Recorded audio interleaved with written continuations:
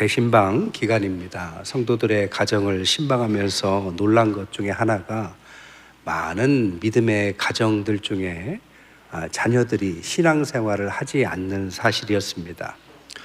왜 이 시대의 교회는 젊은이들에게 매력을 잃었을까요? 많은 이유가 있겠지만 우리 한국의 크리스찬들이 그리스도인의 참 모습에 본을 보이지 못했기 때문입니다. 오늘 본문은 바로 이것과 관련 있는 본문입니다. 그리스도인이란 그리스도를 따르는 사람들입니다. 그러나 그리스도와 함께 한다고 다 그리스도인이다 라고 말할 수는 없습니다. 예수님의 12 제자들도 예수님과 3년간 동고동락했지만 예수님을 다 따르지는 못했습니다. 그 증거가 오늘 본문입니다.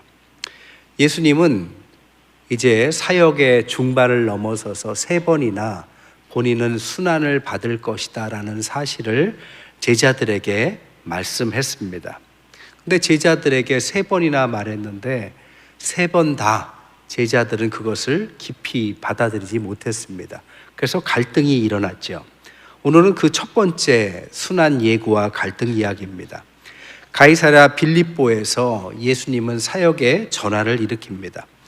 예수님이 그동안 사역하시면서 이끌어왔던 모든 기적을 넘어서 이제 수동적으로 따르기만 했던 제자들에게 신앙의 질문을 하시고 결단을 하는 장면입니다. 먼저 이렇게 예비 시험을 해요. 사람들이 나를 누구라고 하더냐. 그랬더니 제자들이 세례 요한, 엘리야, 예레미야나 선지자 중에 하나라고 합니다. 그랬더니 본 시험을 보죠. 너희들은 그럼 나를 누구라고 생각하느냐? 베드로가 대답하기를 주는 그리스도십니다. 이렇게 대답합니다. 마태복음 16장에는 이때 예수님께서 기뻐하시면서 바요나 시모나 이것을 알게 하니는 하늘에 계신 하나님이시고 반석 위에 교회를 세우고 음부의 권세가 범접치 못하고 천국의 열쇠를 줄 거다라고 칭찬으로 변하지만 마가복음에는 그런 내용이 나오지 않습니다. 오히려 31절에 보니까 인자가 많은 고난을 받고 장로들과 대제사장들과 서기관들에게 버림받아서 죽임을 당하고 사흘 만에 살아나야 할 것을 비로소 그들 제자들에게 가르치셨다.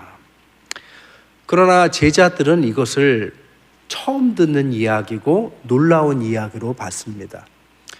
베드로와 제자들은 예수님을 따라다니면서 기적을 보고 오병이어의 능력을 보고 죽은 자도 사는 기적 속에서 새로운 나라를 꿈꿨습니다.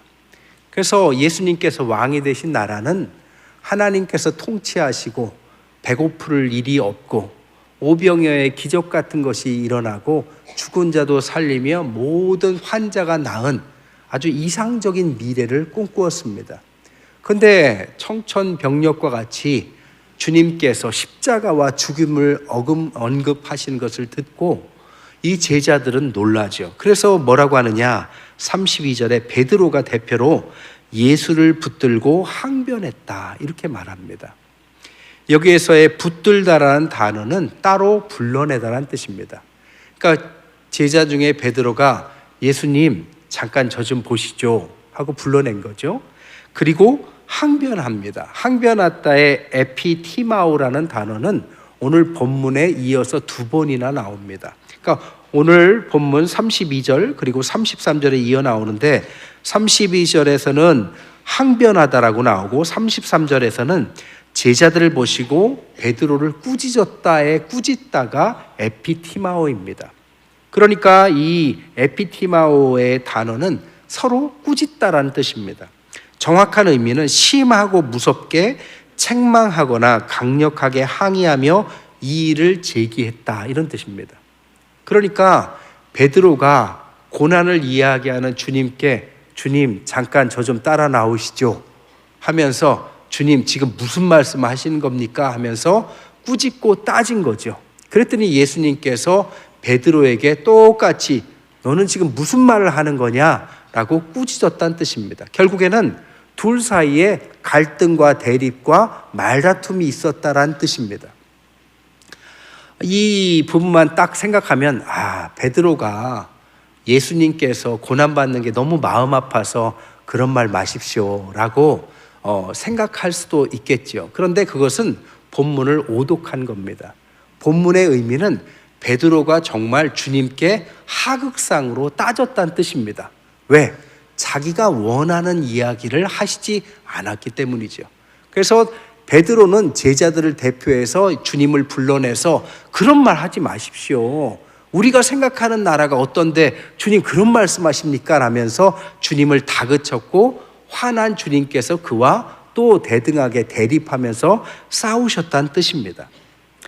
게다가 두 번째 순환 예고는 9장 30절부터 37절인데 두 번째 또 십자가를 지고 죽음을 언급하셨을 때 32절에서는 제자들은 이 말씀을 깨닫지도 못하고 묻기도 두려워했다.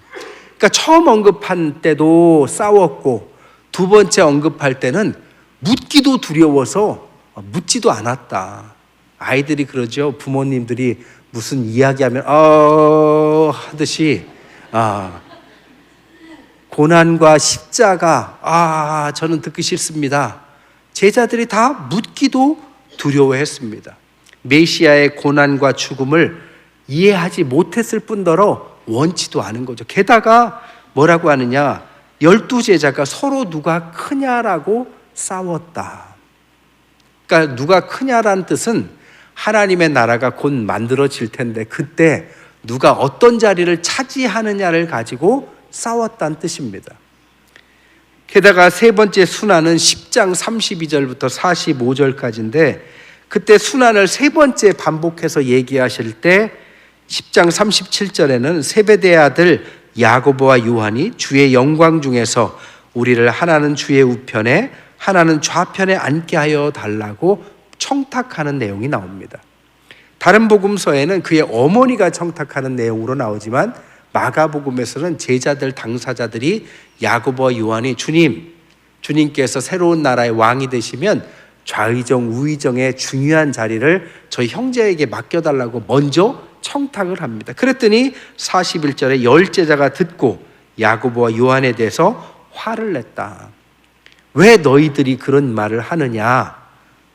왜 화를 냈을까요? 선수쳤다라는 것에 대한 화입니다. 왜? 자기들도 그것을 원하는데 다른 제자들이 먼저 선수친 것을 화를 낸 거죠.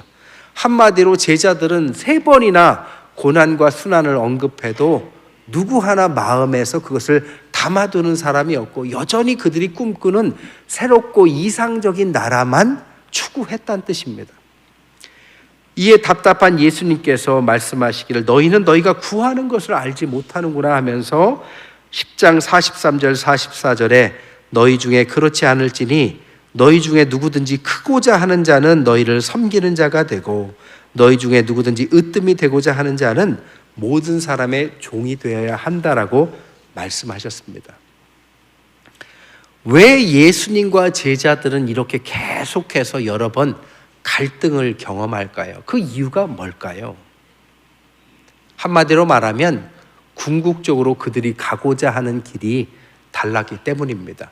한마디로 말하면 동상이몽을 한 것입니다. 같은 침대를 쓰지만 다른 꿈을 꾸듯이 같은 길을 가는 것처럼 보이고 몰려다녔지만 예수님이 추구하고자 하는 그리스도의 길과 제자들이 추구하고자 하는 그리스도의 길은 완전히 달랐습니다. 여러분, 오늘날 우리 신앙인들이 하는 가장 큰 오해가 뭔지 아세요? 시간이 지나면 우리의 신앙이 스스로 성숙해질 것이다 라는 착각입니다. 시간이 지나면 물론 신앙의 스킬은 늘어납니다. 기도하는 법도 노련해지고 성경에 대한 지식도 많아지는 건 분명합니다. 그러나 신앙의 궁극적인 목적지는 시간에 따라서 변하는 것이 아니라 결단을 통하여 변하는 것입니다. 우리가 그리스도의 길을 따라갈 것인지 제자들의 길을 갈 것인지는 결단을 통해서 결정되는 것이지 30년 신앙생활하면 자동적으로 결정되는 것이 아니란 뜻입니다. 그래서 예수님의 길과 제자들의 길은 쓰는 단어가 완전히 다릅니다. 예수님의 길은 하나님 나라 고난받고 섬기는 종의 길인데, 예수님이 쓴 단어들은 십자가, 자기 부인, 목숨, 섬김, 어린아이, 종이라는 단어를 썼습니다. 반면에 제자들의 길은 인간의 나라 힘과 권력이 있는 화려한 길인데, 썼던 단어가 첫째, 누가 크냐, 권세, 영광, 으뜸, 섬김받음이라는 단어를 썼습니다. 완전히 다른 단어를 쓴 거죠.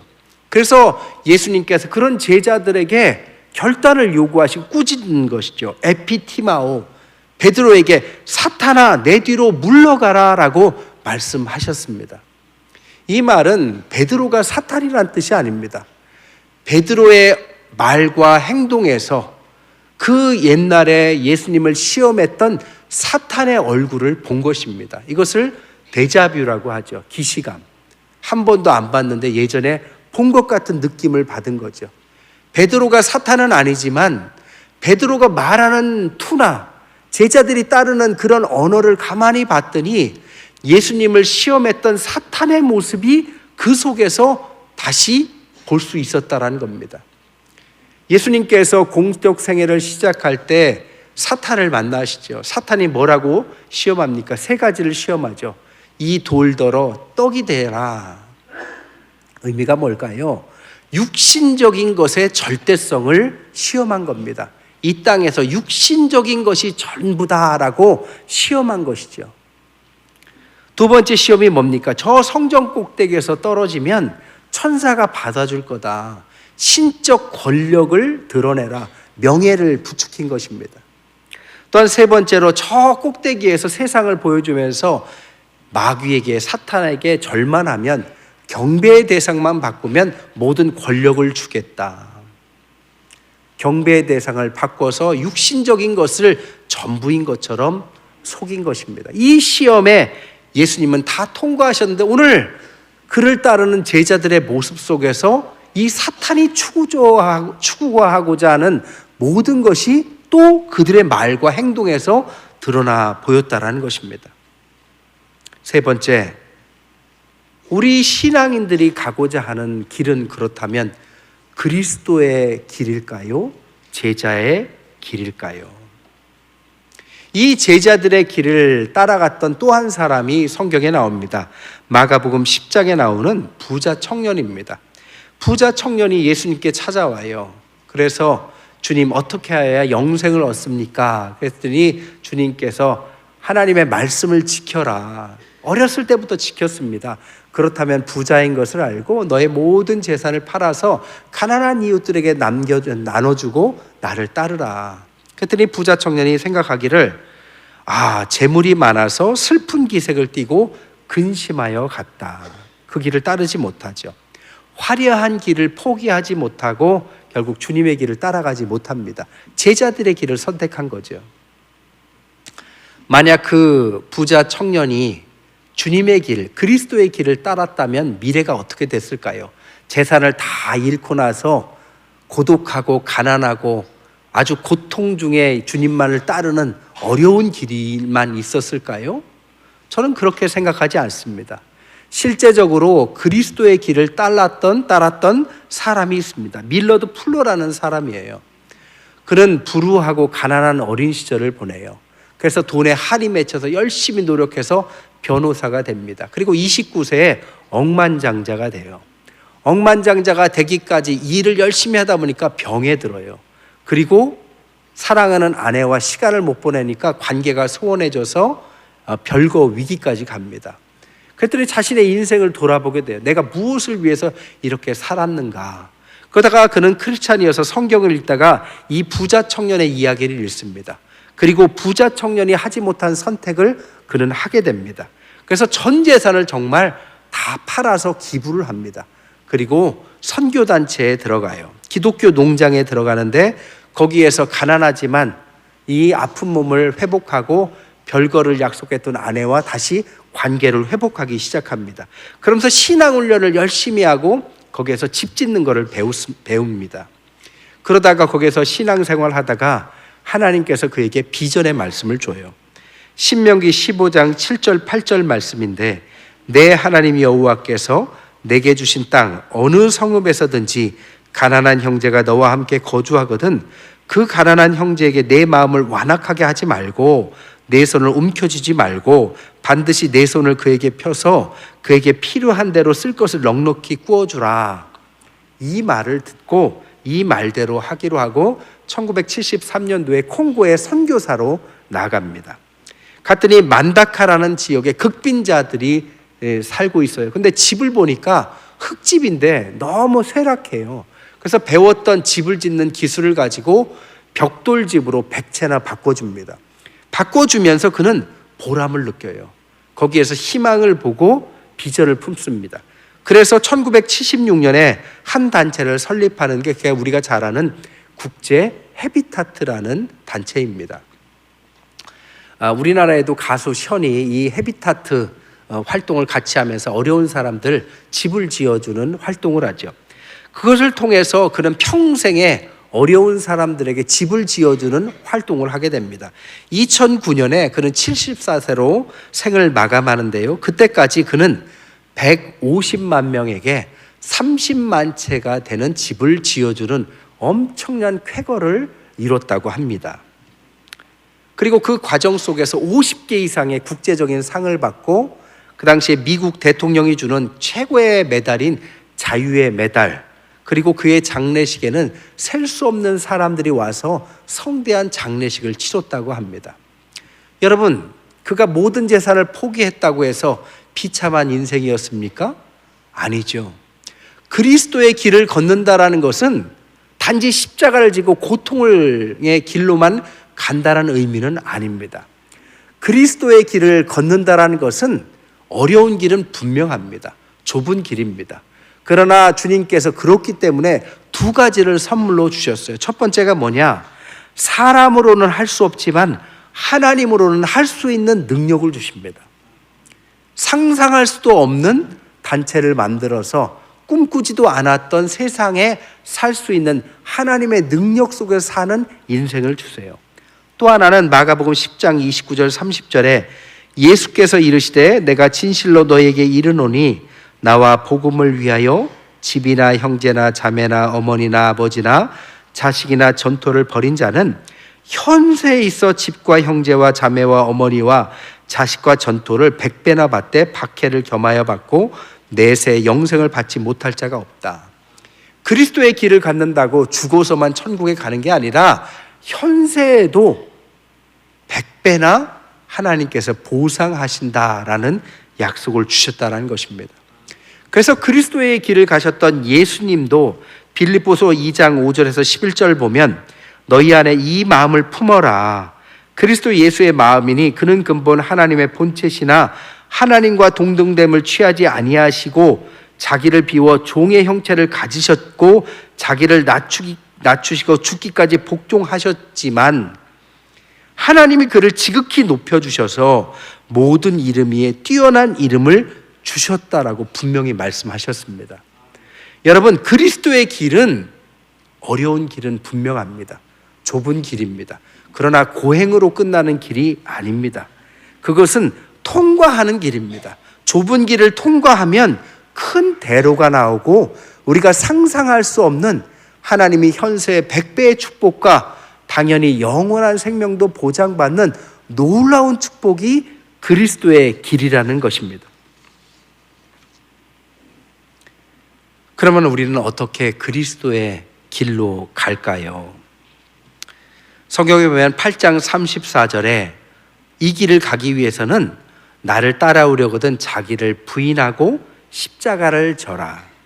9장 35절에는 무사람의 끝이 되고 사람을 섬기는 자가 되라. 37절에는 어린아이 하나를 영접해라. 10장 43절의 말미에는 모든 사람의 종이 되라. 한마디로 말하면 자기를 부인하고 십자가를 지고 끝이 되고 섬기고 약자들을 환대하고 종이 되는 것이 그리스도의 길로 들어가는 길이고, 이 길은 세상의 방법과 다른 길이지만 살리는 길이고 영생의 길이고 이 땅 현세에서도 100배의 응답을 받는 길이다라고 말씀하셨다는 겁니다. 이 길을 우리가 알지만 우리가 가지 못하는 것은 겁이 나기 때문이죠. 여러분, 신앙이 뭐고 영성이 뭘까요? 시간이 지난다고 이것이 생기는 것이 아닙니다.